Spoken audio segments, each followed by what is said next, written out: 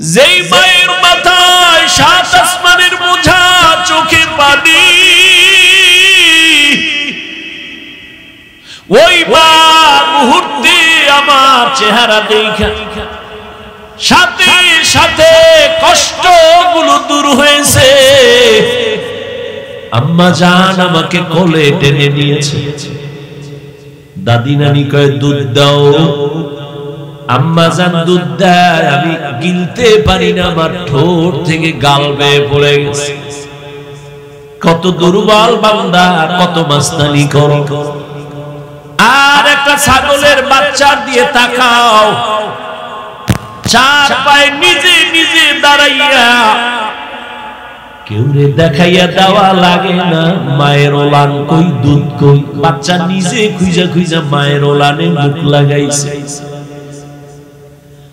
তাকায়া দেখে মায়ের ওলানটা শক্ত, দুধ আসে না। আমার আব্বা জান যদি আমি দুধ না পাইতাম, ডাক্তারের কইতো ঔষধ দাও, বাচ্চা দুধ পায় না। কিন্তু বকরির বাচ্চাটা দুধ না পাওয়ার কারণে কোনো ডাক্তারের কাছে যায় না। আল্লাহ ওরে এমন ভাবে বানাইছেন, ওর পুরা মাথার মধ্যে কপালের অংশ বড় শক্ত। ও নিজে একটা ইঞ্জিনিয়ার হইয়া জন্ম নিছে। শক্ত ওলানটারে কেমনে নরম করলে দুধ আসবে, মাথার এই অগ্রভাগ দিয়া জোরে জোরে আঘাত করেছে। মায়ের ওলানে দুই তিনটা আঘাত করা মাত্র মায়ের ওলানটা দুর্বল হয়ে গেল, মুখ লাগাইলো, দুধ আসলো, পেট ভরে গেল। একটা বকরির বাচ্চার কাছে মানুষ কত দুর্বল। আল্লাহ বলেন জমিনে মানুষের মতো দুর্বল কোন প্রাণী আমি বানাই নাই। পিপিলিকার কাছেও দুর্বল, মশার কাছেও দুর্বল। মানুষের বানানো 2 টাকা দামের একটা বেলেটের কাছেও বড় দুর্বল। খানার বেলায় দুর্বল, ঘুমের বেলায় দুর্বল, মেধার বেলায় দুর্বল। সবাই এমবিবিএস ডাক্তার, এফসিবিএস এর সার্টিফিকেট নেওয়া, এফআরসিএস এর সার্টিফিকেট নেওয়া, কিন্তু এরপর এক একজন আর একজনের কাছে কেমন দুর্বল। মেডিসিনের ডাক্তারের কাছে গিয়া যদি কই আমার গলায় আওয়াজ হয় না, কি করুম? কয় এই বিষয়ে আমি ডাক্তার না। কয় কি করুম? কয় নাক কান গলার কাছে যাও। নাক কান গলা ওয়ালা আমার নাক কান গলা দেখবে, যদি বলি পেটে সমস্যা, আমি সরি পারবো। দুনিয়াতে একে অন্যের কাছে মেধার বেলায় দুর্বল। দুনিয়ার মেধা, আখিরাতের লাইনে ধর্মের মেধায় সবাই দুর্বল। যে ব্যক্তি কোরআন পড়তে পারে না, যে পড়তে পারে তার কাছে দুর্বল। যে কোরআনের শুধু রিডিং পারে, অর্থ জানে না, অর্থ জাননেওয়ালার কাছে দুর্বল।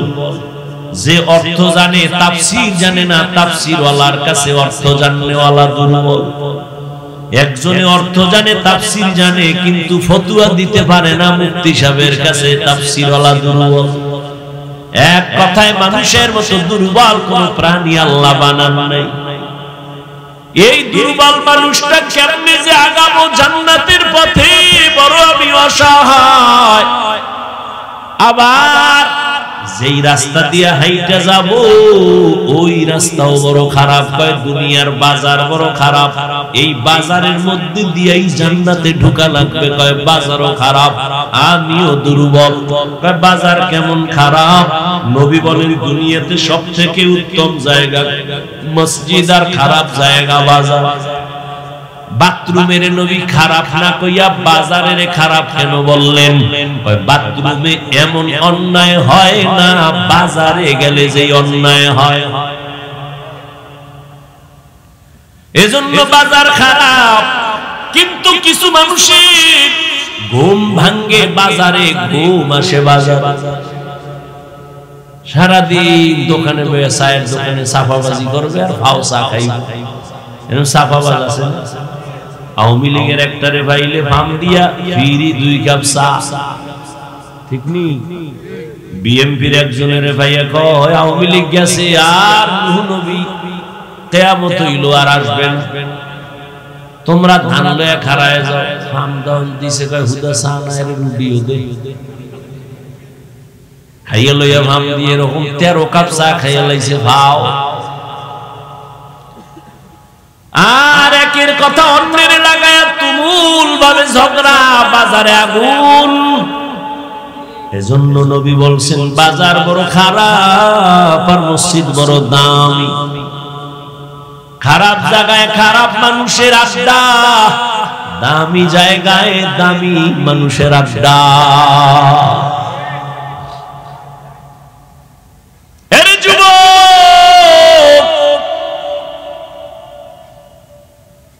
দুনিয়াতে আমরা বড় দুর্বল।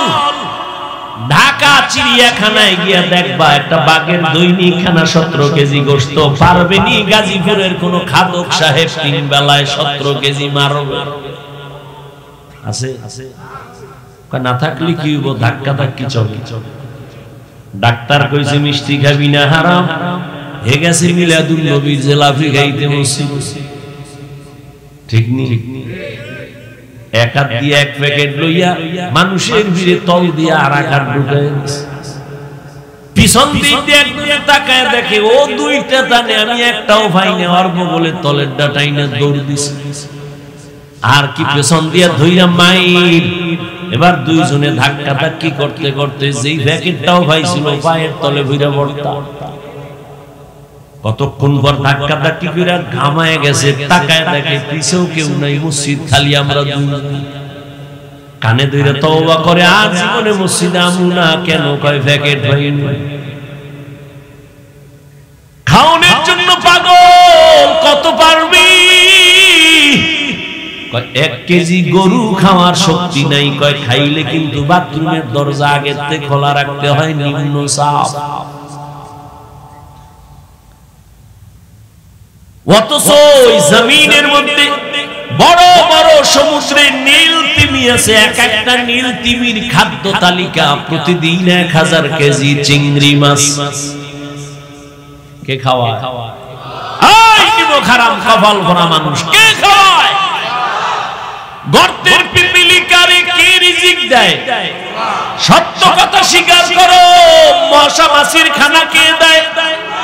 জঙ্গলে হাজারো প্রাণী, ওদের খানা কে দেয়? উড়ো উড়ো পাখি শূন্যের মধ্যে ঘুরে ঘুরে পেট ভরে সন্ধ্যাবেলা বাসায় আইসা হাজির, নিজের পেটও ভরা, বাচ্চার খানাও নিয়ে আসলো। বলো উড়ন্ত পাখির রিজিক কে দিয়েছেন? নদীর মধ্যে সমুদ্রে হাজারো কোটি কোটি মাছ কে খানা দেয়? বলতে পারবেন নি সাগরের মাছগুলো না খাইয়া কোনদিন শুকায় গেছে? জঙ্গলের প্রাণীর খানা নিতে আপনাদের এই গাজীপুরে সকাল 8টায় আসছে, এলাকায় আসছে। এই যে আপনাদের পাশে পার্ক আছে না, জঙ্গল, শিয়াল আছে, কত কিছু আছে। ওরা কি আসে গাজীপুরে সকাল 8টায় নাস্তা করতে? ওগো কাছে খানা পৌঁছায় কে দেয় বলুন তো? শিয়াল, জঙ্গলের প্রাণী, নদীর মাছ, আরো আরো যারা এই যেগুলোর নাম বললাম, ওরা দামি না আমরা দামি? তো ওগো কাছে যদি খোদায় রিজিক দিতে পারে, আমগো কাছে আরো আগে দিবে না? তা আমরা কুত্তার মতো ভাগল হইছি। চরিত্র খারাপ হয়ে গেছে। কুত্তা এরকম ভাগল হয় না খাওয়ানোর লাগে। বাঙালি যেই ভাবে বাইরে জবাই করে গেছে, ও একা খেয়ে। ইন্ডিয়ার খবর না সোনার বাংলা? হাটাজারি থানার ভেতরে 2 ভাই মিলে একটা একসাথে একটা বিল্ডিং বানাইছে, বাগবাগ করে টাকা দিছে। কিন্তু এখন বড়াই করে, বড় ভাই কয় পুরাটা আমি করছি, ছোট ভাই কয় সব টাকা আমার। শুনতে শুনতে কথা আইছে আম্মাজানদের কানের ভিতরে, আর সাংবাদিক লাগবে না, কাম হয়ে গেছে। আম্মা জানেরা তিলের তাল বানায় স্বামীর কান্ডারে গরম বানায় দিছে। এবার দুইজনের ভেতরে ঝগড়া, ভাইয়ের মধ্যে দ্বন্দ্ব। বড় ভাই যতই বাহাদুরি করুক না কেন, ছোট ভাইদের প্রতি একটা আলাদা দরদ আছে, মায়া আছে, ছাড় দেওয়ার মতো মন আছে, যেটা অন্যদের থাকে না। বড় ভাই একটু কম কয়, ছোট ভাই বেশি বেশি। ছোট ভাই কয় কয় কয় কয় কিন্তু ঝালটাও মিটাইতে চায়। শয়তান এমন ভাবে দখল করেছে, ওই ছোট ভাইরে আরো কিছু মানুষ তাল দিয়া এমন ভাবে নিছে, ছোট ভাই ষড়যন্ত্র শুরু করলো, বড় ভাইকে রাতের গভীরে মাইরেই ফেলাম। এশারা জানায় গেছে, বড় ভাই নামাজ পড়ে ঘরে আইসা আলাদা মাঝখানে একটা দেওয়াল, ওই পাশে এক ভাই, এই পাশে এক ভাই। বড় ভাই খানা খাইতে বসছে, ছোট ভাই পিছন দিক দিয়ে একটা ভাই কথা আছে শুনে যাও, বাইরে নিয়ে গেছে, দরজাটা বাহির থেকে লাগায় দিছে। বড় ভাইয়ের বউ দরজাটাই না দেখে বন্ধ, বাহির থেকে লাগানো। ছোট ভাই বন্ধু বান্ধব নিয়া বড় ভাইরে ছাদের মধ্যে নিয়ে মাইর শুরু করছে। বড় ভাইয়ের বউ শুনে ছাদের মধ্যে ধুম ধুম আওয়াজ হচ্ছে, দরজাও খুলি না। হঠাৎ টাইম 5 মিনিট, ঘন্টাকে ঘন্টা গেল, স্বামী আসে না কেন? একটা চিৎকার মারছে, পাশের বাড়ির মানুষ চলে আসছে, আইসা দরজা খুলছে, বের হইয়া স্ত্রী তো অন্তরে একটা বাড়ি মারছে। হঠাৎ দেখে ভাই রক্তে পুরো ছাদ লাল হয়ে গেছে।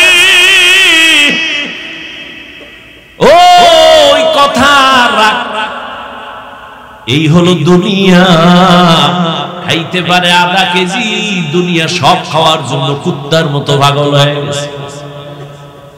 আল্লাহ কয় তোর শরীর ঠিক রাখার জন্য আমি আম দিছি, কাঁঠাল দিছি, আমি নিজে পাকাইয়া দিব, 1 মাস অপেক্ষা কর। কয় না, আমার জিহ্বা কুত্তার থেকেও খারাপ, আমি এত ধৈর্য ধরতে পারি না। মার গাছের মধ্যে মেডিসিন মার, খোদায় ফাঁকাবার আগে আমি থাপড়ায় ফাঁকায় ফেলাম, একেবারে আল্লাহর আগে ফাঁকায় দিছে। খাইয়ে হইছে বাথরুম ফ্রি, রোড ফ্রি হয়ে গেছে। মানুষ কত নিমক হারাম, মাছ কত পিওর, মানুষ বানাইছে ভেজাল। ফল পিওর, মানুষ বানাইছে ভেজাল। হোটেলে খাবেন, আরে ভাই মানুষ টাকা দিয়ে খায় না, কথা বলেন। তা তুমি 2 নাম্বার তেল দিয়ে ভাজো কেন? 6 দিন আগের তেল দাও কেন? মানুষ তো টাকা দিচ্ছে, সমস্যা কি? তুমি 2 টাকা বাড়ায় নাও, মানুষকে ধোকা দাও কেন? ধোকা দিয়ে বাঁচতে পারছো? 10 বছরে যা কামাইছো, এক রাইতে সব আগুন লেগে শেষ। হে আল্লাহ নাই, আল্লাহ হেদায়েত দান করুন। আমরা বড় দুর্বল। আবার যেই বাজার দিয়া জান্নাতে যাব, ওই বাজার বড় খারাপ। এরপর আবার 3 দল শয়তান আমার পেছনে টানে, যেন আগাইতে না পারি। মানুষ শয়তান, জিন শয়তান, নফস শয়তান। এমত অবস্থায় সাহায্য ছাড়া চলার কোনো রাস্তা নাই। এতক্ষণ আলোচনা কইরা এক প্রশ্নের জবাব দিলাম, এবার আবার প্রশ্নের জবাবটা আপনাদের থেকে নেই। প্রশ্ন কি ছিল? সাহায্য লাগবে কেন? এই কেনর জবাব এই মাত্র দিয়া মোটামুটি গুছাইছি। এবার আপনাদের অন্তর কি বলে? সাহায্য ছাড়া চলা যাবে। এবার প্রশ্ন দ্বিতীয়টা, সাহায্য লাগবে ফাইনাল, তবে কার থেকে নিব এ নিয়ে এখন পরামর্শ। আমি যদি জিগাই কার থেকে নিবেন, সবাই 2 হাতের সাথে ভাও 2টা আলগি দিয়ে কইব আল্লাহর থেকে নিব, কিন্তু এটা তাজা মিছা কথা।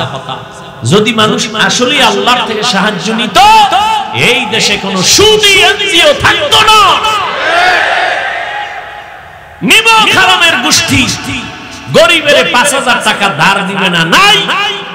আর যদি কয় সুদে লাগাবি, কয় 50 দিব, ওরে সাথে সাথে জুতা মারা যাইতো।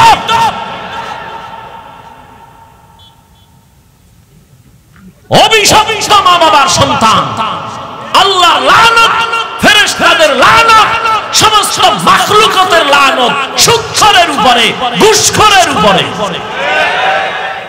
ওরা আল্লাহর দুনিয়ার বড় দুশমন, ওরা ডাকাত, ওরা জালেম। ওরা 24 ঘন্টার সেকেন্ডে সেকেন্ডে গর্ভধারিণী মায়ের সাথে জিনার গুনাহ করে। ওদের হজ কবুল হবে না, মাদ্রাসা বানাইলে সওয়াব নাই, মসজিদ বানাইলে সওয়াব নাই। ওরা যতবার মুনাজাত দিবে, একটা মুনাজাতও কবুল হবে না। ইয়া আইয়ুহাল্লাযীনা আমানু ইসতাঈনু বিস-সাবরি ওয়াস-সালাহ ইন্নাল্লাহা মা'আস-সাবিরিন।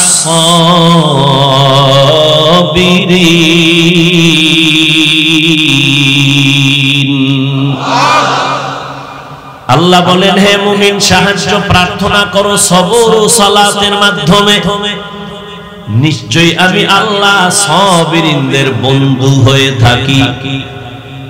নবীজি বলেন, মাইয়ুরিদিল্লাহু বিহি খায়রান ইউসিব মিন, আল্লাহর নবী বলেন, মাইয়ুরিদিল্লাহু বিহি খায়রান ইউসিব মিন, আল্লাহ যাকে বেশি ভালোবাসেন, মোহাব্বত করেন, তাকে মুসিবত দিয়া পরীক্ষা নিবেন। তাহলে বোঝা গেল আল্লাহর পক্ষ থেকে মুসিবত একটা নেয়ামত। এজন্য আল্লাহর খাস ওলিরা কোন মুসিবত আসলে নিয়ম ছিল ইন্না লিল্লাহ বলা, কিন্তু তারা বলতেন আলহামদুলিল্লাহ। নিয়ামত পাইলেন আলহামদুলিল্লাহ বলে, আপনি কেন আলহামদুলিল্লাহ বলেন? আল্লাহর ওলি জবাব দিতেন, আমার উপরে যে আল্লাহ মুসিবত দিয়েছেন, আমার বড় খুশি লাগতেছে, আল্লাহ আমার দিকে কুদরতের নজর লাগাইছেন, এটা বড় নেয়ামত। স্বামী আর স্ত্রী ঘর করে, স্ত্রী বড় আল্লাহওয়ালা। হঠাৎ একদিন ডেকে বলে, স্বামী আমার, আমারে তুমি ভালোবাসুনি? কয় হ্যাঁ। কেমন? কয় সীমাহীন, দলিল প্রমাণ, তুমি আমার জীবন, তুমি আমার মরণ, তুমি যখন যা চাইবা আমার জীবন দিয়া রেডি। কয় চাইলে দিবানি? কয় কসম, চাইলেই দিয়া দিব। ম্যাডাম কয় ঠিক দিবানি? কয় তালাক দাও। কি চাইছে? স্বামীর মাথা গরম হয়ে গেছে, কইলা কি? এটা ছাড়া অন্য কয় না, ওয়াদা করেছো চাইলেই দিবা, দাও। দুইজনের ভেতরে মৃদু একটু তর্ক লাগছে, সমাধানের জন্য নবীর দরবারে রওনা। রাস্তার মাঝে গিয়া স্বামী বেচারা হঠাৎ করে পিছলে পড়ে পা ভেঙে গেল, কান্না করে, ও মালিক, আমারে বাঁচায়া দাও, তোমার কুদরতের নজর দিয়ে আমারে সুস্থ বানাও। স্ত্রী হাত ধরে কয়, নবীর দরবারে যাওয়ার দরকার নাই, চলো বাড়ি যাই। বাড়ি যাইয়া স্বামীর কাছে কয়, স্বামী, আর আমি তালাক চাই না, মাপ চাই, কথা উদ্ধ করে নিলাম। স্বামী কয়, যদি নাই চাও তো চাইলা কেন, বললা কেন, বলার পরে উদ্ধ কেন করলা? কয়, রাসূলের হাদিস কি তুমি জানো না? আল্লাহ যাকে ভালোবাসবেন তাকে মুসিবত দিয়া পরীক্ষা নিবেন। আমি তোমার ঘরে এত বছর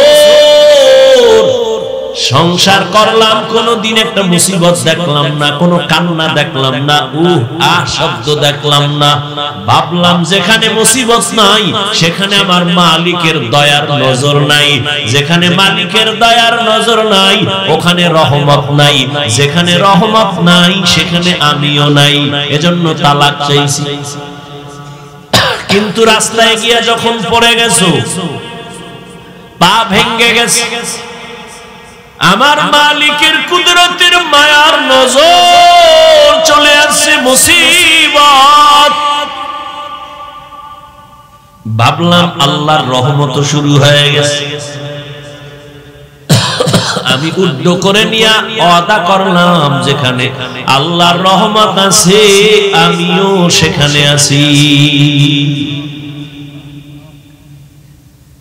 আর আমরা কি করি? মুসিবত নাই, এর মধ্যে কত গালি, আল্লাহরে শুদ্ধ নামায় পাইলে আল্লাহ, এই জমিনই আল্লাহরে রাখতো না। নমরুদ দেখো, আল্লাহর কারণে সব ঝামেলা, কয় আল্লাহরই যদি মারতে পারি তো কেসা খতম। কয় বাদ দিয়া সিঁড়ি বানায় আল্লাহরে গুলি করব। কে? নমরুদ তীর নিয়ে উঠছে, আল্লাহরে গুলি করে মারবে। তুই কয় নাম্বারের চালাক? ঠিকই তোর তীর নিয়ে, ধনুক নিয়ে উপরে উঠা তীর মারছে, একটা পাখির গায়ে লাগিয়া রক্ত আইছে, এটারে লইয়া ধাক্কাইতে ধাক্কাইতে নিচে নাই মাইরা লাইছে যে রক্ত। এত বড় মাস্তান বাহাদুর এই নমরুদ আমার আল্লাহকে মেরে ফেলার জন্য পাওয়ার দেখাইছে। ও জাতি জানো ওই নমরুদের ধ্বংস করার জন্য আল্লাহর কত হাজার ফেরেশতা লাগছে। একটা মশা তাও অসুস্থ, মাথার জায়গা মতো যাইয়া ফাঁকে ফাঁকে একটা মিসকল দেয়, চান্দি গরম। এত ডাক্তার এত কবিরাজ, মাথা ঠান্ডা হয় না। হঠাৎ বুইরা বুইরা জুতার সাথে মোলাকাত, মাথা হিমেল হয়ে গেছে। নমরুদ ডাক দিয়া কয়, এত ডাক্তার কেন? জুতার ভিতরে যে আমার মাথার ঔষধ আছে তো জানি না। আমার সান কপাল, জুতা দিয়া বাড়ি মারলেই তো মাথা ঠান্ডা। কে মারবে? কয় বেতন দিয়া কর্মচারীরা। কর্মচারীরা তোর কাজ কি জানোনি? স্যার কি? কয় শুধুমাত্র জুতার বাড়ি, যত জোরে বাড়ি দিবি বেতন তত বাড়ায় না। কেমন সান কপাল, এই যেমন তেমন কপাল মনে করছে। মাঝে মাঝে পায়ের জুতা কপালে লাগে, এটা বুঝতে হবে সান কপাল। আমেরিকার বুশের গালে জুতা লাগছে, সাংবাদিক বলে কাইফা হাল, কেমন লাগলো? কয় ডোন্ট মাইন্ড, এটা আমার গণতান্ত্রিক অধিকার। মাঝে মাঝে জুতা পায়ের থেকে গালে লাগা সান কপালের পরিচয়। এরে নবীর আল্লাহর গোলাম, এরে নবীর আশিক, মুসিবত আসবে, এটা আল্লাহর নিয়ামত। যদি তুমি নেক আমলের উপরে থাকো, মুসিবত আসবে, আল্লাহর নিয়ামত। এই মুসিবতে যদি পাস করতে চাও, সাহায্য চাও আমার আল্লাহর কাছে দুই জিনিসের মাধ্যমে। এক হলো ধৈর্য, দুই হলো নামাজ। এক নাম্বার কথা, সাহায্য চাওয়া লাগবে কেন প্রশ্ন। দুই নাম্বার কথা, যদি সাহায্য লাগে তো কার থেকে নিব। তিন নাম্বার কথা, সাহায্য যদি নিতেই হয় কার থেকে নিব। এক তিন নাম্বারে কোন সিস্টেমে নিব। সিস্টেম আছে না? চেয়ারম্যান সাহেব আপনার এলাকায় আসছে, কলারটা ধরে যদি কোন চেয়ারম্যান 50 কেজি চাউল লাগবে, চেয়ারম্যান চাউল দিবে না, জুতা মারবে। বলবে চাউল 50 কেজি কেন, 50 টন দিব। নিয়ম অনুযায়ী চা অ্যাপ্লিকেশন দেয়। এক নাম্বার প্রশ্ন, সাহায্য চাইতে বলছেন কে? প্রশ্ন কেন চাইবো? আর মুমিনকে বলেছেন, কোন বেঈমানকে না। বেঈমানকে বলেন না কেন, শুধু মুমিনকে কেন বলেছেন? এর একমাত্র কারণ, জান্নাত শুধু মুমিন পাবে, কোন বেঈমান জান্নাত পাবে না। আর মুমিন যে জান্নাত পাইবে, কত ভিড় আছে কপালে আছে পাওয়ার আগে। দলিল দেওয়ার সময় নেই। বাংলা একটু খালি 1 মিনিটে বলি। এ কথা আপনারা শুনছেন, বনি ইসরাইলের 72 দল, নবী বলছেন আমার উম্মতের আরেকটা দল কি কম বেশি। টোটাল কত? 73 এর মধ্যে 72 জাহান্নামে যাবে, এক দল জান্নাতে যাবে। এই কথা শুনছেন না? কিন্তু শুনছেন ঠিক, এখানে একটা চিকন কথা আছে না, হয়তো অনেকে শুনেন। এই যে 72 দল জাহান্নামে যাবে, এই 72 দল জাহান্নামীদের মধ্যে কোনো হিন্দু নাই, বৌদ্ধ নাই, ইহুদি নাই, খ্রিস্টান নাই। 72 দল জাহান্নামী সব কিন্তু মুমিন এবং মুসলমানের মধ্য থেকে হবে। এই কথাটা অনেকে জানেন না, শুনেন না। শুনে থাকলে আবার শুনে নেন। 72 দল জাহান্নামীদের মধ্যে কোনো বিধর্মী থাকবে না, সব হবে মুমিন মুসলমান। এবার বুঝেন যে মুমিন জান্নাতে যাবে, কত কপালে মাইর আছে। মুমিন দাবি করে আল্লাহর হুকুম মতো চলে না, মুমিন দাবি করে নামাজ পড়ে না, মুমিন দাবি করে হালাল মতো চলে না, খায় না। মুমিন দাবি করে বলে নবী মানি, মানে না, সাহাবাদেরও মানে না। নামাজ নিজেও পড়ে না, অন্য নামাজ পড়ে তাও পছন্দ করে না। নিজেও হালাল ভাবে খায় না, অন্য হালাল খাইলে তাও পছন্দ করে না। ৭২ দল জাহান্নামী মুমিন হবে, কোনো বেঈমান হবে না। আল্লাহর নবী বলেন সাহায্য চাইবা কেন? কয় দুর্বল মানুষের জন্য সাহায্য। আমরা কি দুর্বল নি? আল্লাহ কয় হ্যাঁ তুই দুর্বল। ওয়া খুলিকাল ইনসানু যায়ীফা, আমি আল্লাহ মানুষ বানাইছি দুর্বল করে। মানুষ তুমি কতটা দুর্বল! একটা ছাগলের বাচ্চা যখন দুনিয়াতে ভূমিষ্ঠ হয়, নজর করে দেখছো ডানে বামে কোনো সাহায্যকারী নাই। বকরি তার বাচ্চাটা প্রসব করা মাত্র 4 পায়ে বকরি সাথে সাথে দাঁড়ায়, ঠিক নেই? আর আমরা মানুষ কত দুর্বল! আম্মা জানের পেটে যখন প্রসব বেদনা, আম্মা জানের আওয়াজ আমার ঘরের বাহিরে যায় না, কিন্তু আমি যেদিন দুনিয়াতে আসবো আম্মা জানের কণ্ঠের আওয়াজ আর কান্নার আওয়াজে পাশের বাড়ির মানুষ ঘুমাইতে পারে। আমার দাদি আর নানি আমার আম্মাকে সান্ত্বনা দিছে, কাঁদিও না, কিন্তু আম্মা জান কান্না করছেন আর বলছেন আমি মইরেই যাব। 7 আসমান আমার উপরে চাপানো। আমার দাদি আর নানিরে হঠাৎ করে আমার আম্মা কইছে তাড়াতাড়ি সরে যাও, মনে হয় বাঁচবো না, 7 আসমান আমার উপরে। এই সময় কত মা মরে যায়। তাড়াতাড়ি 1 মিনিটের জন্য আমার স্বামীকে আমার কাছে দাও, তোমরা বের হও। আব্বা জানের আইনা, আম্মা জান আব্বার হাতটা ধরে কাঁদে আর কয় স্বামী, মা বাবার আদর চাইরা তোমার ঘরে আসছিল, মন ভইরা খেদমত করতে পারি নাই, দয়া করে আমারে মাফ করে দাও। আমি বাঁচব না, আমার উপরে কোনো দাবি রাখবা না। আম্মা জানের কান্না দেখে বাবাও সহ্য করতে পারেন না। বাবা কান্না করে বলে বিবি ধৈর্য ধারণ করো। বাবা এই সান্ত্বনা দিয়ে গিয়ে যায় নামাজে কান্না শুরু করছে।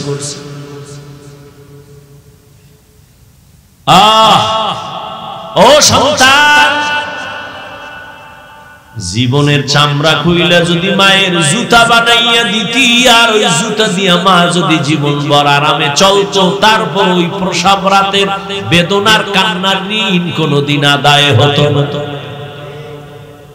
জীবনের মূল কষ্ট মায়ের প্রসব বেদনা,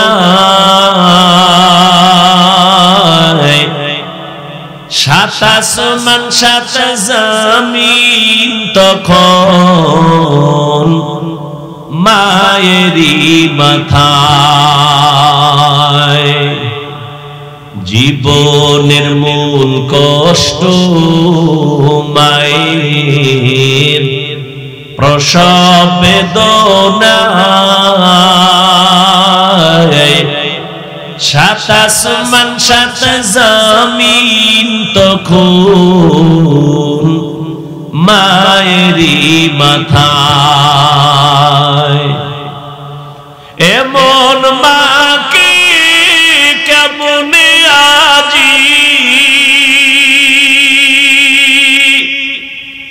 এমন মাকে কেমনে আজি যাব আমি ভুলিয়া। ও আমার প্রাণের মা, মা গো মা, কোথায় গেলে মোরে ছাড়িয়া? জনম দুঃখী ইয়াতিম আমি, চাই না কেহ ফিরিয়া। আমি যখন ছিলাম আমার মায়ের উদরে, চলা ফেরা করলে কত কষ্ট করে। আমার দাদি নানি আমাকে ধরলেন আর আমাকে পরিষ্কার করে। আম্মা হুশ নাই, একটা চিৎকার দিয়া বেহুশ হয়ে গেছে। দাদি নানি কয় তাকায় দেখ ফুটন্ত গোলাপ, যেই মায়ের মাথায় সাত আসমানের বোঝা, চোখে পানি, ওই মা মুহূর্তে আমার চেহারা দেখা সাথে সাথে কষ্টগুলো দূর হয়েছে। আম্মা জান আমাকে কোলে টেনে নিয়েছে। দাদি নানি কয় দুধ দাও। আম্মা জান দুধ দেয়, আমি গিলতে পারি না, আমার ঠোঁট থেকে গাল বেয়ে পড়ে গেছে। কত দুর্বল বান্দা, কত মাস্তানি করো। আর একটা ছাগলের বাচ্চা দিয়ে তাকাও, চার পায়ে নিজে নিজে দাঁড়াইয়া, কেউ রে দেখাইয়া দেওয়া লাগে না মায়ের ওলান কই, দুধ কই। বাচ্চা নিজে খুঁজা খুঁজা মায়ের ওলানে মুখ লাগাইছে। তাকায়া দেখে মায়ের ওলানটা শক্ত, দুধ আসে না। আমার আব্বা জান যদি আমি দুধ না পাইতাম, ডাক্তারের কইতো ঔষধ দাও, বাচ্চা দুধ পায় না। কিন্তু বকরির বাচ্চাটা দুধ না পাওয়ার কারণে কোনো ডাক্তারের কাছে যায় না। আল্লাহ ওরে এমন ভাবে বানাইছেন, ওর পুরা মাথার মধ্যে কপালের অংশ বড় শক্ত। ও নিজে একটা ইঞ্জিনিয়ার হইয়া জন্ম নিছে। শক্ত ওলানটারে কেমনে নরম করলে দুধ আসবে, মাথার এই অগ্রভাগ দিয়া জোরে জোরে আঘাত করেছে। মায়ের ওলানে দুই তিনটা আঘাত করা মাত্র মায়ের ওলানটা দুর্বল হয়ে গেল, মুখ লাগাইলো, দুধ আসলো, পেট ভরে গেল। একটা বকরির বাচ্চার কাছে মানুষ কত দুর্বল। আল্লাহ বলেন জমিনে মানুষের মতো দুর্বল কোন প্রাণী আমি বানাই নাই। পিপিলিকার কাছেও দুর্বল, মশার কাছেও দুর্বল। মানুষের বানানো 2 টাকা দামের একটা বেলেটের কাছেও বড় দুর্বল। খানার বেলায় দুর্বল, ঘুমের বেলায় দুর্বল, মেধার বেলায় দুর্বল। সবাই এমবিবিএস ডাক্তার, এফসিবিএস এর সার্টিফিকেট নেওয়া, এফআরসিএস এর সার্টিফিকেট নেওয়া, কিন্তু এরপর এক একজন আর একজনের কাছে কেমন দুর্বল। মেডিসিনের ডাক্তারের কাছে গিয়ে যদি কই আমার গলায় আওয়াজ হয় না, কি করুম? কয় এই বিষয়ে আমি ডাক্তার না। কয় কি করুম? কয় নাক কান গলার কাছে যাও। নাক কান গলা ওয়ালা আমার নাক কান গলা দেখবে, যদি বলি পেটে সমস্যা, আমি সরি পারবো। দুনিয়াতে একে অন্যের কাছে মেধার বেলায় দুর্বল। দুনিয়ার মেধা, আখিরাতের লাইনে ধর্মের মেধায় সবাই দুর্বল। যে ব্যক্তি কোরআন পড়তে পারে না, যে পড়তে পারে তার কাছে দুর্বল। যে কোরআনের শুধু রিডিং পারে, অর্থ জানে না, অর্থ জাননেওয়ালার কাছে দুর্বল। যে অর্থ জানে, তাফসীর জানে না, তাফসীর ওয়ালার কাছে অর্থ জাননেওয়ালা দুর্বল। একজনে অর্থ জানে, তাফসীর জানে, কিন্তু ফতোয়া দিতে পারে না, মুফতি সাহেবের কাছে তাফসীর ওয়ালা দুর্বল। এক কথায় মানুষের মতো দুর্বল কোন প্রাণী আল্লাহ বানান নাই।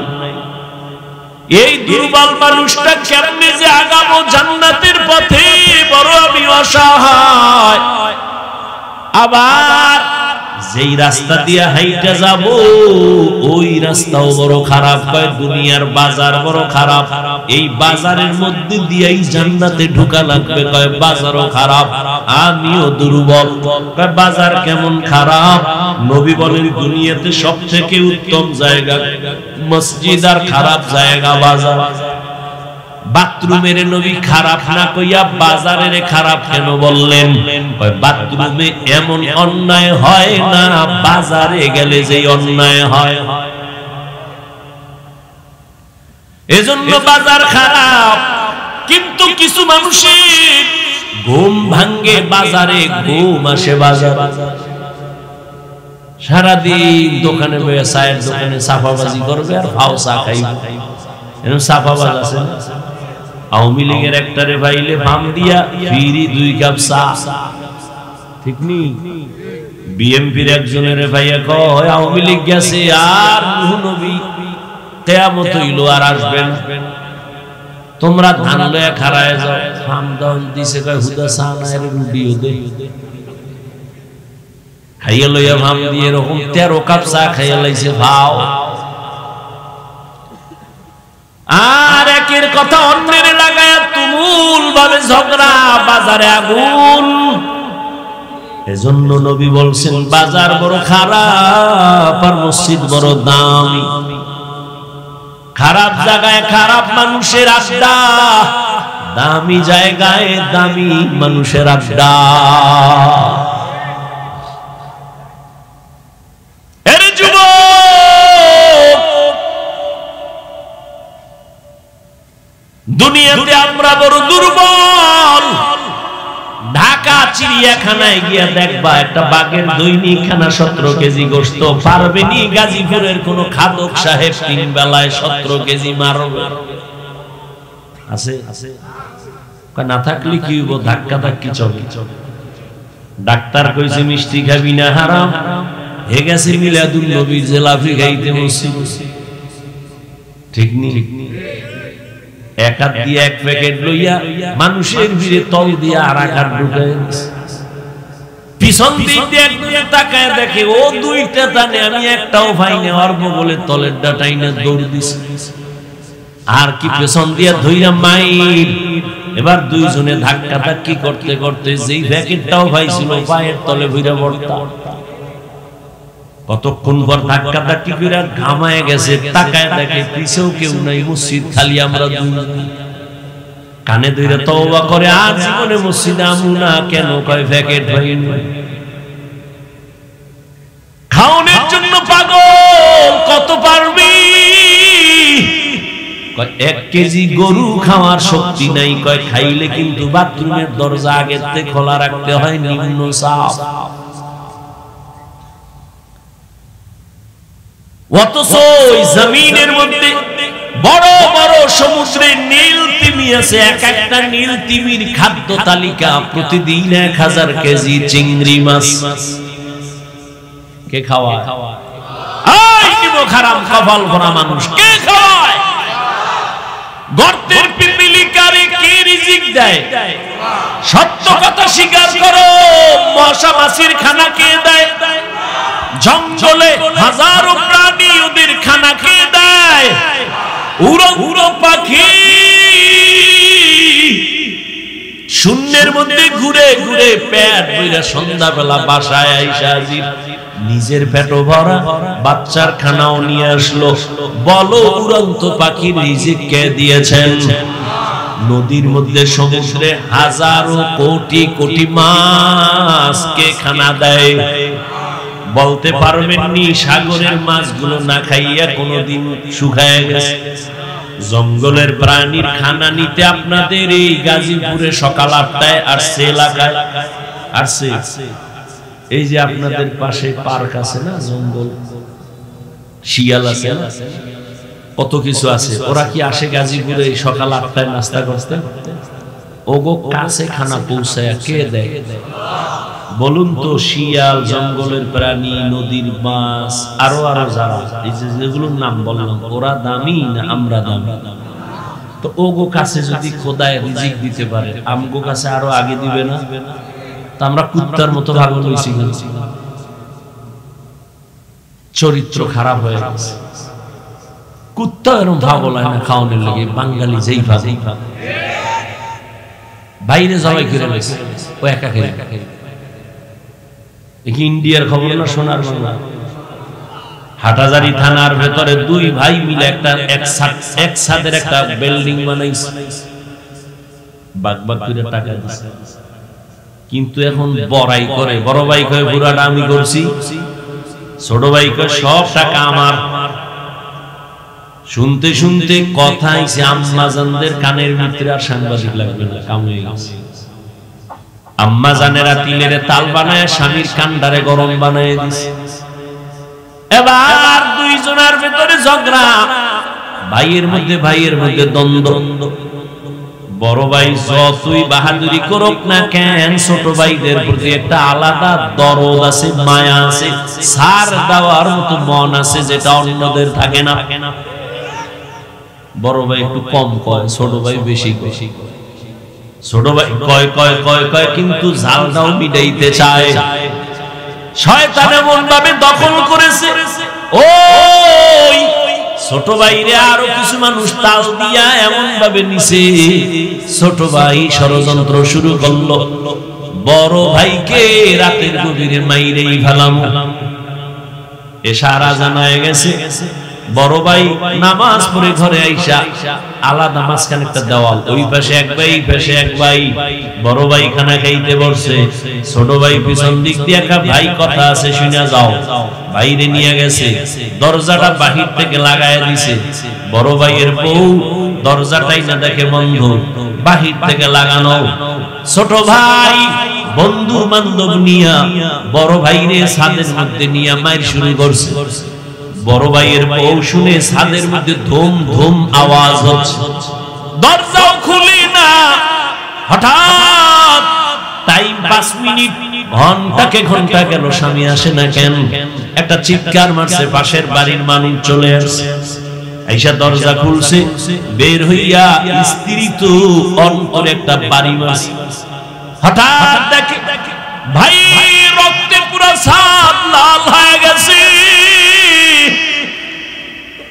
ওই কথা রাখ, এই হলো দুনিয়া।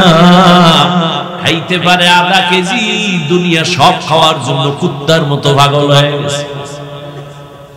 আল্লাহ কয় তোর শরীর ঠিক রাখার জন্য আমি আম দিছি, কাঁঠাল দিছি, আমি নিজে পাকাইয়া দিব, 1 মাস অপেক্ষা কর। কয় না, আমার জিহ্বা কুত্তার থেকেও খারাপ, আমি এত ধৈর্য ধরতে পারি না।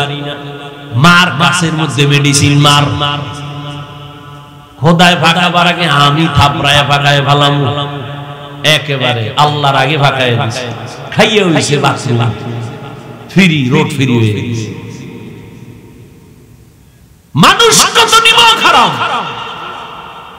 মাছ কত পিওর, মানুষ বানাইছে ভেজাল। ফল পিওর, মানুষ বানাইছে ভেজাল। হোটেলে খাবেন, আরে ভাই মানুষ টাকা দিয়ে খায় না, কথা বলেন। তা তুমি 2 নাম্বার তেল দিয়ে ভাজো কেন? 6 দিন আগের তেল দাও কেন? মানুষ তো টাকা দিচ্ছে, সমস্যা কি? তুমি 2 টাকা বাড়ায় নাও, মানুষকে ধোকা দাও কেন? ধোকা দিয়ে বাঁচতে পারছো? 10 বছরে যা কামাইছো, এক রাইতে সব আগুন লেগে শেষ। হে আল্লাহ নাই, আল্লাহ হেদায়েত দান করুন। আমরা বড় দুর্বল। আবার যেই বাজার দিয়া জান্নাতে যাব, ওই বাজার বড় খারাপ। এরপর আবার 3 দল শয়তান আমার পেছনে টানে, যেন আগাইতে না পারি। মানুষ শয়তান, জিন শয়তান, নফস শয়তান। এমত অবস্থায় সাহায্য ছাড়া চলার কোন রাস্তা নাই। এতক্ষণ আলোচনা কইরা এক প্রশ্নের জবাব দিলাম, এবার আবার প্রশ্নের জবাবটা আপনাদের থেকে নেই। প্রশ্ন কি ছিল? সাহায্য লাগবে কেন? এই কেনর জবাব এই মাত্র দিয়া মোটামুটি গুছাইছি। এবার আপনাদের অন্তর কি বলে? সাহায্য ছাড়া চলা যাবে। এবার প্রশ্ন দ্বিতীয়টা, সাহায্য লাগবে ফাইনাল, তবে কার থেকে নিব এ নিয়ে এখন পরামর্শ। আমি যদি জিগাই কার থেকে নিবেন, সবাই 2 হাতের সাথে ভাও 2টা আলগি দিয়ে কইব আল্লাহর থেকে নিব, কিন্তু এটা তাজা মিছা কথা। যদি মানুষ আসলে আল্লাহর থেকে সাহায্য নিত, এই দেশে কোনো সুদী এনজিও থাকতো না। নিব হারামের গোষ্ঠী, গরিবের 5000 টাকা ধার দিবে না, নাই। আর যদি কয় সুদে লাগাবি, কয় 50 দিব, ওরে সাথে সাথে জুতা মারা যাইতো।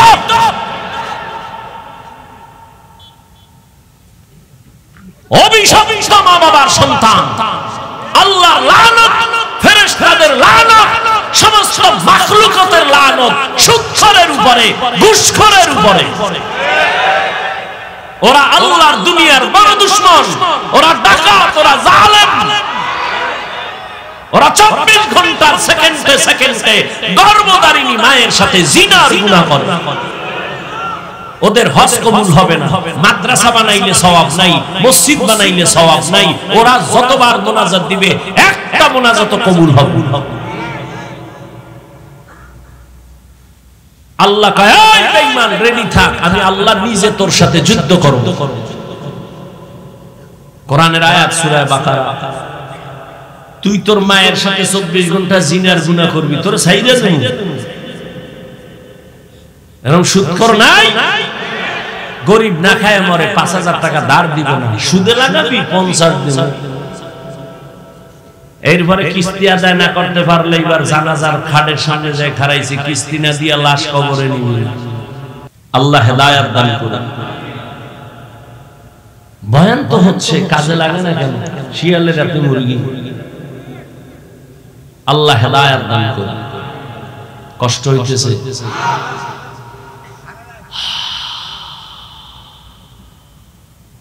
তাহলে সাহায্য লাগবে, লাগবে না?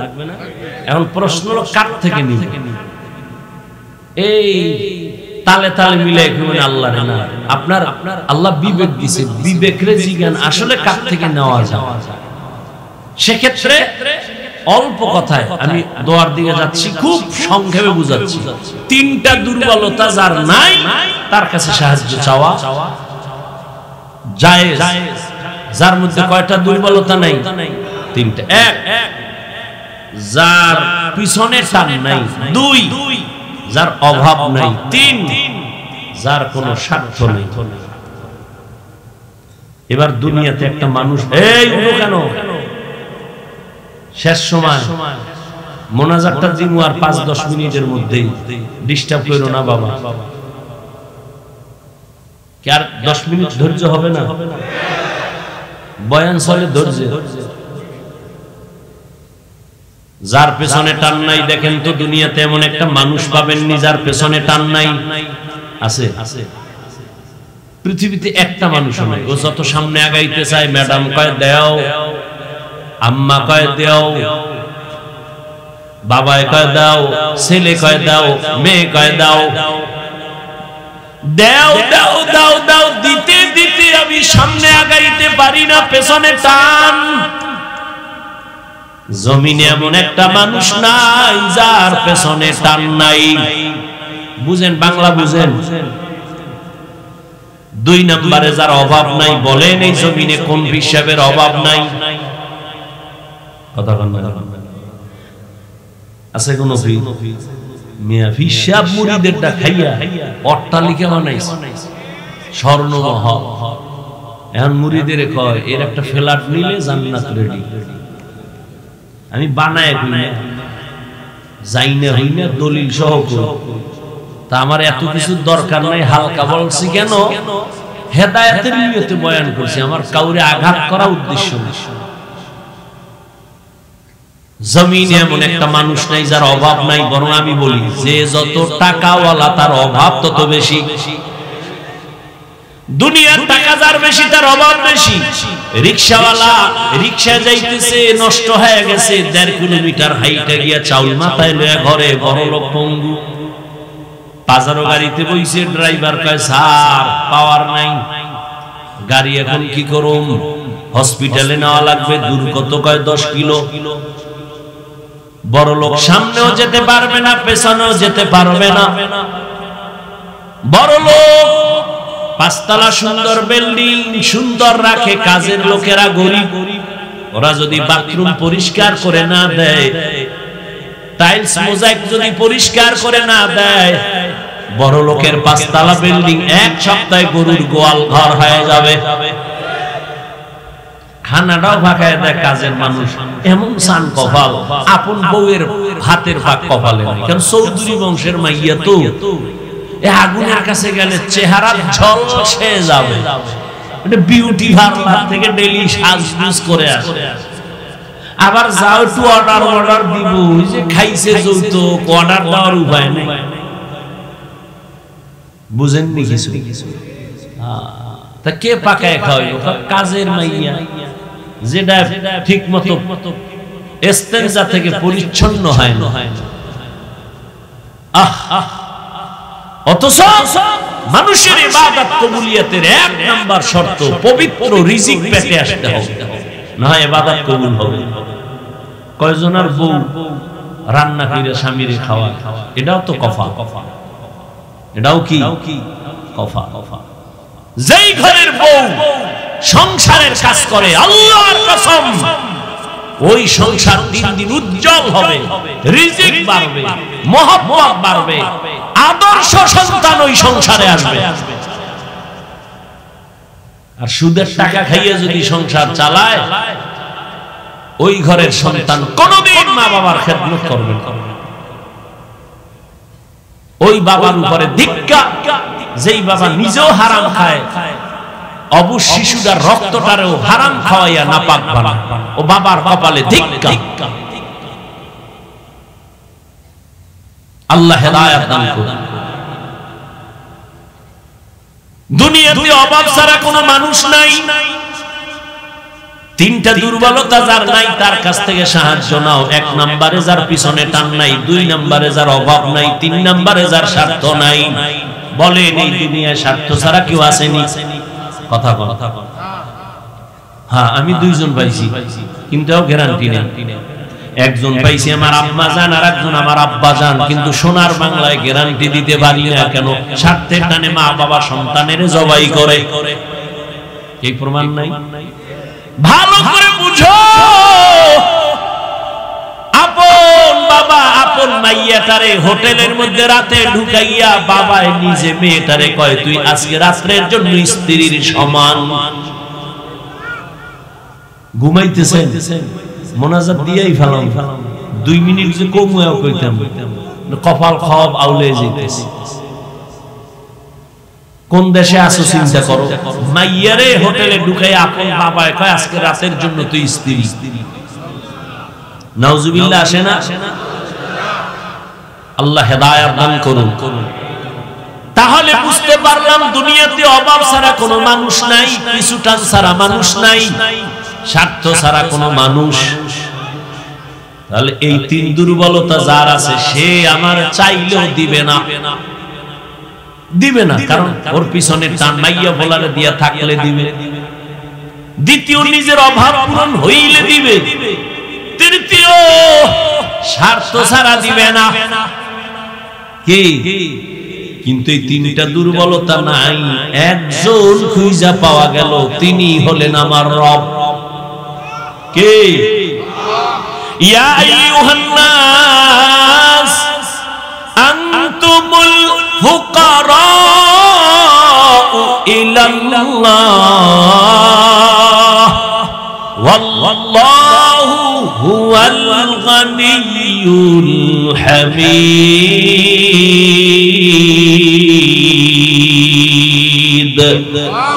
গর্তাওয়াকুল নিকুনি হর সুবহ শাম মেরা সানাদ রিজকে তু আজলা মাকাম। এই তিনটা দুর্বলতা নাই, একমাত্র কার? আল্লাহর কোন পিছনে টান আছে নিজে মাইয়া বলা চায়? আছে? লাম ইয়ালিদ লাম ইউলাদে উলাইকাস ওয়ালিদু মাউলুদেরা খালেকাস। আল্লাহর কোন অভাব আসেনি? বলেন, আল্লাহর কোন স্বার্থ আসেনি? আল্লাহ যদি স্বার্থের দিকে তাকাইতেন, কোন বেনামাজির এক ঢোক পানিও দিতেন না, কোন কাফেরের দুনিয়ায় আল্লাহ খানা দিতেন না। কিন্তু আমার আল্লাহ কেমন দয়ার মালিক! মুমিনেরা যেই রাস্তায় চলে, বেঈমানও চলে, বাধা নাই। মুমিন যেই গাছের ফল খায়, বেঈমানেরাও ওই ফল খায়, বাধা দেয় না। মুমিন যেই নদীর মাছ খায়, বেঈমানও সেই নদীর মাছ খায়। স্বাধীনতা দিলেন কে? আল্লাহ। আল্লাহর কোন স্বার্থের দিকে তাকান নাই, বরং আল্লাহর সাথে এত নাফরমানি করছে মানুষ। আল্লাহর দেওয়া পানি, আল্লাহর দেওয়া বাতাস, আল্লাহর দেওয়া সূর্যের আলো, চাঁদের আলো, জমিনের ফসল, গাছের ফল খাইয়া এরপর মানুষ কত নিমখারামি করি। সারা রাত মোবাইল হাতে নিয়ে কবিরা গুনাহ কইরা রাত কাটাও। স্ত্রীর হক আদায়ের চিন্তা নাই, সন্তানের হক আদায়ের চিন্তা নাই। নামাজের আযান হইছে শুনছি যাই নাই। কত নাফরমানি করছি, আল্লাহ রাগ কইরা খানা বন্ধ করেন নাই, বরং আল্লাহ ডাকতেছেন বান্দা আয় তোর কি প্রয়োজন চা, আমি আল্লাহ দেওয়ার জন্য রেডি। ও নবীর আশিকের দল, আল্লাহর কাছে চাইতে কোনো লজ্জা নাই, আল্লাহ দিতে চায়, আমরা নেওয়ার সময় নাই। আল্লাহ ফজর যোহর আসর মাগরিব এশা না, ভোর রাতে আমার আল্লাহ দেওয়ার জন্য আসেন। প্রথম আসমানে অতি গভীর হয় রজনী যখন, নীরবে প্রভুর নাম জপিও তখন, প্রভুর করুণা যদি পাইবারে চাও, গভীর রাতে উঠে প্রভুর গুণগান গাও। কত মানুষ কান্দে হুজুর ফজরের নামাজটা দিল নরম হইছে, মসজিদে যাব, কিন্তু কপাল খারাপ, বাড়ির মালিক আমগো গেট খোলার চাবি দেয় না। আছে না নাই? তোর বিল্ডিং এ আগুন লাগবে না খাদ্দায় লাগবে? ও নিজে যখন তখন খুইলা বের হবে, বাধা নাই। নামাজি বান্দা ফজরে মসজিদে যাবে, গেটের তালা খোলার চাবি দেয় না, কয় পারলে তুমি অন্য বিল্ডিং এ যাও, আমার গেট খোলা হবে না। অথচ বিল্ডিং ওয়ালার উচিত ছিল একজন দারোয়ান রাখবে আলাদা, তুই 5 ওয়াক্ত নামাজে সবাইরে ডাকবি, সবাই নামাজে যাবে।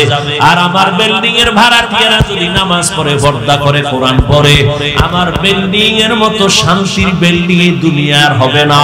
এই দুনিয়ার জমিনে রাষ্ট্র চালাইছেন বাদশা হারুন রশিদ, নাম শুনছেন? কত বড় বাদশা, আবার তার স্ত্রীর নাম কি? জুবায়েদা খাতুন। কত বড় রাষ্ট্রপতি, একদিকে রাষ্ট্র চালায়, অন্যদিকে তাহাজ্জুদের নামাজে দাঁড়ায় বাদশা হারুন রশিদ, বুজুর্গ মানুষ।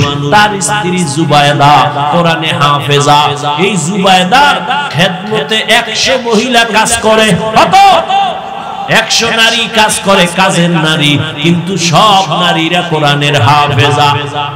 জুবায়েদা খাতুন কয়, আমি এমন শিডিউল কইরা দিছি, একজন নারী কোরআন পড়বি, এরপরে কাজ করবি, ভাগ করে এমন ভাবে দিছে, তুমি 1 ঘন্টা কোরআন পড়া কাজে যাও, আর একজনে কোরআন পড়ো, তুমি 1 ঘন্টা পরে কাজে যাও, আর একজনে কোরআন পড়বা। এইভাবে জুবায়েদা 100 নারীকে কোরআনের সিস্টেম লাগায় দিছে, টাইম ভাগ কইরা। জুবায়েদা কয়, আমি চাই আমার ঘরের থেকে যেন 24টা ঘন্টাই কোরআনের আওয়াজ বের হয়। আর আম্মা জানেরা কি করে? স্বামী অফিসে গেছে, হেও আর এক অফিসে গেছে।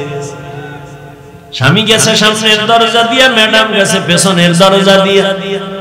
স্বামী বেচারা খুশি, কই ঘুরতে গেছি, ঘুরতে ঘুরে টুরে টাইম মতো আইও, কি লাগবে বলো নিয়ে আসবো।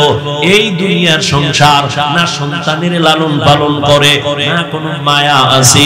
ও পর্দার আড়ালের আম্মা জানেরা, আপনারা তো কানেন না, নিজের সম্মান যদি নিজে ধরে রাখতে না পারেন, কেউ সম্মান দিবে না রে মা। আপনারা তো নবীদের মায়ের মতো মা, সাহাবায়ে কেরামের মায়ের মতো মা, আপনারা তো আলেমের মা, হাফেজে কোরআনের মা, আপনারা তো খাদিজা রাদিয়াল্লাহু আনহার মতো নারী, ফাতেমার মতো নারী, আয়েশা রাদিয়াল্লাহু আনহার মতো নারী। এরে আম্মা জান, আপনার গর্ভ থেকেই তো এ জমিনে বড় বড় ডাক্তার, ইঞ্জিনিয়ার, প্রফেসর আসছে। আদর্শ সন্তান কবি নজরুল আসছে, আদর্শ সন্তান জুনায়েদ বাগদাদি, আদর্শ সন্তান বড় পীর আব্দুল কাদের জিলানী। ও আম্মা জানেরা, আপনি কি পারেন না একটা ভালো আদর্শবান ডাক্তারের মা হইয়া কবরে যাবেন? ওরে ডাক্তার তো আছে, তবে তাসলিমার মতো ডাক্তার এ জাতি চায় না। প্রফেসর তো আছে, তবে আহমদ শরীফ ঢাকা কলেজের নাস্তিক প্রফেসরের মতো কোন প্রফেসরের জাতি চায় না। জাতি ডাক্তার চায়, ডাকাত চায় না। জাতি প্রফেসর চায়, নাস্তিক চায় না। ঠিক কি না বলো? এরে আম্মা জান, আপনি একটা আদর্শ ডাক্তার এই জমিনে উপহার দিয়া যান। আপনার সন্তানকে এমন আদর্শ দিবেন, সন্তান যেন মোবাইলে চরিত্র বিক্রি না করে। জীবনের অমূল্য সম্পদ হলো চরিত্র। আপনার সন্তান যেন কারোর সাথে বেয়াদবি না করে, আলেমের বরদোয়া না নেয়, মুরব্বিদের বরদোয়া না নেয়। খবরদার, আপনার সন্তান যেন শিক্ষকের সাথে বেয়াদবি করে বরদোয়া নিয়ে মইরা না যায়। কখনো যেন মা বাবার বাবার সাথে খারাপ আচরণ না করে, এমন ভাবে যদি শিক্ষা দিয়ে আদর্শ দিয়ে একটা ডাক্তার বানায় যান, আপনার জীবন বড় ধন্য। ওই ডাক্তারি করতে গিয়া কোরআন পড়া পড়া মা বাবার জন্য দোয়া করবে, আজান হলে মসজিদে চলে যাবে, আলেমদের দোয়া নিবে, আলেমদের পরামর্শ নিয়ে চলবে। এমন একজন ইঞ্জিনিয়ার বানায় যান আম্মা, একজন আপনি আদর্শ প্রফেসর বানায় যান। আপনার মতো কত মহিলা এখনো আছে নামাজ ছাড়ে না, পর্দা ছাড়া চলে না, মোবাইলে চরিত্র বিক্রি করে না, এবং স্বামীর মাল নষ্ট করে না, আমানত রক্ষা করে চলে। আম্মা জান, আপনি কেন পারেন না? আপনি যদি আদর্শ নিয়ে চলতেন, নামাজ পড়তেন, স্বামীর জন্য দোয়া করতেন, দেখতেন আপনার স্বামী আপনার আশেখা হয়ে যাইত। আপনার স্বামীকে যদি বুঝাইতেন, স্বামী আমার মা বাবার আদর চাইরা তোমার ঘরে আসি, না খাইয়া থাকলেও আসি, খাইয়া থাকলেও আসি, তবে আমার জীবনের একটা দাবি, কোনদিন হারাম টাকা ঘরে আনবা না, অবৈধ টাকা ঘরে আনবা না। আমাদের সংসারে অবৈধ টাকা আইনা সংসার নাপাক করব না। আমার ঘরে অবৈধ টাকা দিয়া সন্তানের রক্ত নাপাক করব না। আমার ঘরে অবৈধ টাকার খানা দিয়া আমার রক্ত নাপাক করব না। আমার প্রত্যেকটা মা যদি স্বামীকে ঠান্ডা মাথায় হাসির মুখে বুঝাইতে, কোন স্বামী হারাম আর অবৈধ টাকা ঘরে নিতে পারত না। আম্মা জান, আপনার দ্বারা সম্ভব। আপনি চাইলেই তো স্বামীর একটু দিনের পথে আনতে পারেন। নামাজের কথা বল, কত স্বামীর আমার কাছে শুকর আদায় করে, হুজুর আমি জন্মের খারাপ, নামাজ নাই, রোজা নাই, কিন্তু আলহামদুলিল্লাহ আল্লাহ একটা বিবি আমাকে দিয়েছে, আজান হলেই নামাজে দাঁড়ায়, কোরআন তেলাওয়াত করে, কোনদিন আমার কাছে কিছু চায় না, আমার জন্য দোয়া করে। আল্লাহ একটা ভালো স্ত্রী মিলাইছে, হুজুর দোয়া কইরেন, আমিও জানো আমার স্ত্রীর হক আদায় করতে পারি, বলে না? অভাব নাই। ও পর্দার আড়ালের আম্মা জান, একটা ভালো সন্তান হওয়ার জন্য, বানানোর জন্য আপনাকে আদর্শ ভালো হতে হবে। ও স্বামী বাবা, ও মুরব্বী বাবারা, আপনাদেরও ভালো হতে হবে। একজন ভালো মা ঘরে চাইলে নিজের আদর্শ ভালো লাগবে। আপনি যদি আদর্শ আর চরিত্র নষ্ট করেন, আপনার ঘরে ভালো চরিত্রের নারী আসবেই না। আল খাবিসাতু লিল খাবিসিন, ওরে খবিসের সাথে খবিস আসে। তোমার সাথে এক মাইয়া কোরআন কসম খাইছে, আমি কি ওই মাইয়ার সিরিয়াল কত? কয় হুজুর এটা কেমনে কেমন? আমি কি তোর সিরিয়াল যত, ওই মাইয়ার সিরিয়াল তত। তুই কয় মাইয়ার জীবন খাইয়া এরপরে এটারে ধরছ? কয় সাইড দেখ, ওই মাইয়াও তিন স্বামী খাইয়া তোর 4 নম্বরে ধরছে। ডানা কাটা ভরি ভাইছো, তোর গোষ্ঠী শুদ্ধা কাটতে দিয়ে কইবে আমার ডানা কাটাই দেখ। কি ডানা কাটা ভরি ঘরে আনছো, আইয়েই কয় তোর বাপের ডানা ভালো না কাট। ঘরে ঢুইকাই কয় তোর মা আমার শাশুড়ির ডানা ভালো না কেটে দে। কয় কি করবো? কয় ঢাকার শহরে ফ্ল্যাট ল। ঢাকার শহরে ফ্ল্যাট লইয়া স্বামী আর স্ত্রী থাকে, দুইজনে দুদিকে দৌড়ায়। কিছুদিন পর স্বামীরে ফকিন্নি বানাইয়া এবার কয় তোর ডানাও খারাপ, আমি হিজরত করলাম। ঠিক নেই? হাসোকা, আমি খুশির কথা কইছি না জুতার বাড়ির কথা কইছি? তুই ওই পথে আসো, তোর লজ্জা করে না আবার হাসো? তোর কপালে এরকম একটা পড়লে তোর দুনিয়াও বরবাদ, আখিরাতও বরবাদ। জীবনে যদি কিছু কইরাও তো তওবা কর আর আল্লাহর আল্লাহ। বিয়ে যদি কপালে থাকে তো একটা গরিবের মাইয়া দিও, নামাজি মা, ভালো গরু কিনতে গেছে, দুধ খাইবে। এখন জিগা এই গরুটায় দুধ দেয়, মায়ের দিত কয় কেজি? মায়ের দিত 20 কেজি। তাহলে মায়ে যদি 20 কেজি দেয়, বাচ্চায় অন্তত 15 দিবে। গাভীর দুধ খাইতে গিয়া মায়ের খবর নিলি, কিন্তু যেই মাইয়া তোর আপন জীবনটারে সাজাবে, মইরা গেলে এই সংসার ইতিহাস হয়ে থাকবে। ওই সময় বিয়ার সময় একবারও জিগাইলা না ওর মা পর্দা করেনি, নামাজ পড়েনি, একবারও জিগাইলা না। এই জন্যই তো কপাল বড় খারাপ। ও যুবক, এখন এখনো সময় আছে, তওবা করো। তোমার মতো যুবক, আমি যে এতক্ষণ চিল্লাইতেছি একবারও কিন্তু বলি নাই হুজুর হ, স্কুলে তালা মার, মাদ্রাসায় যা, একবারও বলি নাই। বরং চাকরিজীবীকে ধন্যবাদ দিয়া বলি, চাকরি কইরা জান্নাতের পথ খুঁজো। চাকরি কইরা জান্নাত পাওয়ার রাস্তা নাই, হুজুর ব্যবসা করো, ব্যবসার লাইনে জান্নাতের পথ খুঁজো। স্কুলে পড়ো, কলেজে পড়ো, চাকরি করো, ব্যবসা করো, জান্নাতের পথ খুঁজো। তোমার মতো যুবক জেনারেল লাইনে থাইকা ব্যবসা চাকরি করে লেখাপড়া করে, পাঁচ ওয়াক্ত নামাজি দাড়িওয়ালা আসেনি, তুমি কেন পারো না রে বাবা? রাস্তায় গাড়ি চালায় যুবক, নামাজ ছাড়ে না, তুমি কেন পারো না? এখনো সময় আছে, তওবা করে নাও। আল্লাহর কাছে মনে মনে অঙ্গীকার করো, আল্লাহ জীবনে তো মনের ঝাল মিটায় গুনাহ কম করি নাই, নামাজ ছাড়লাম, দাড়ি কাটলাম, বেপরদায় চললাম, আড্ডা দিলাম, পার্কে গেলাম, মা বাবার সাথে বেয়াদবি করলাম, আজকে থেকে তওবা করতেছি, আর নামাজ ছাড়বো না, দাড়ি কাটবো না, বেপরদায় চলবো না, মা বাবার সাথে বেয়াদবি করব না, শিক্ষকের দোয়া নিয়া, উলামায়ে কেরামের দোয়া নিয়া পাঁচ বেলার নামাজ পড়ব। তওবা করার মতো যদি অন্তর তৈরি হয়, মুনাফিকি না থাকে, দুটো হাত আমার আল্লাহকে দেখায় দাও। আয় আল্লাহ, হাতগুলো কবুল করে নেন, তওবা কবুল করে নেন, তওবার উপরে মজবুত হয়ে চলার তৌফিক দান করেন, আমিন। আলহামদুলিল্লাহি রাব্বিল আলামিন, ওয়াসসালাতু ওয়াসসালামু আলা সাইয়্যিদিল আম্বিয়া والمرسلين وعلى آله وأصحابه أجمعين يا أرحم الراحمين يا أرحم الراحمين يا أرحم الراحمين رب ارحمهما كما ربياني صغيرا উদয়ার মালিক, গভীর রাত, সব বাড়িওয়ালাদের দরজাগুলো বন্ধ, আপনার রহমতের দরজাগুলো খোলা। আমরা গুনার বোঝা নিয়ে তওবার নিয়ত করে হাত তুলেছি, আর গুনাহ করব না রে আল্লাহ, আর নামাজ ছাড়বো না, দাড়ি কাটবো না, বেপরদায় চলবো না, মা বাবার দোয়া নিয়া, মুরব্বী শিক্ষকদের দোয়া নিয়া, উলামায়ে কেরামের পরামর্শ নিয়া চলবো। আমাদের তওবা কবুল করেন, গুনাহ মাফ করে দেন, মা বোনদের কবুল করে আবেদা বানায় দেন, সন্তানগুলো নেককার বানায় দেন, যারা লেখাপড়া করে পরীক্ষার্থী কামিয়াবি দান করেন। আয় আল্লাহ, আমার কলিজার প্রত্যেকটা যুবকের হেদায়েতের দৌলত দান করেন, নামাজি কোরআন পড়নেওয়ালা বানায় দেন, মোবাইলের গুনাহের থেকে হেফাজত করেন। প্রত্যেকটা সন্তানকে মা বাবার বাধ্যগত আদবওয়ালা সন্তান বানায় দেন, প্রত্যেকটা ছাত্রকে শিক্ষকের বাধ্যগত আদবওয়ালা বানায় দেন। আয় আল্লাহ, সারা দুনিয়াবাসীকে মাফ করে দেন। আয় আল্লাহ, বিদেশের ঘরে যারা চাকরি ব্যবসা করে হেফাজত করেন, বাংলাদেশ শান্তির দেশ বানায় দেন, জালেমদের জুলুম থেকে দেশকে হেফাজত করেন। আয় আল্লাহ,